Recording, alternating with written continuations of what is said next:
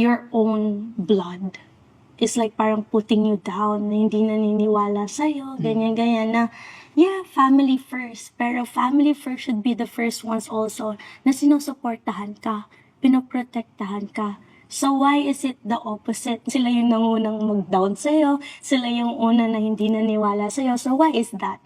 So parang sa akin po, doesn't make sense or hindi po nagtutugma yung family first dapat. So family first should be the first ones to love you and support you unconditionally po.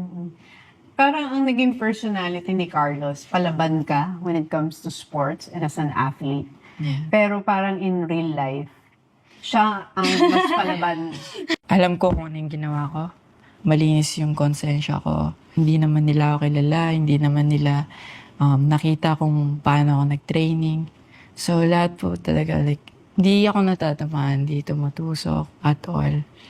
Alam mo sa sarili mong wala kang ginawa. And alam yun ni Lord, kahit gaano pa ako kagaling na tao sa gymnastics, kahit gaano pa ako naghirap sa mga preparation ko, kung di ako mabuting tao, hindi ako i-bless ni Lord ng ganun eh. Baka ma-misinterpret nila yun. Sinabi nila hindi na yun magmamatter.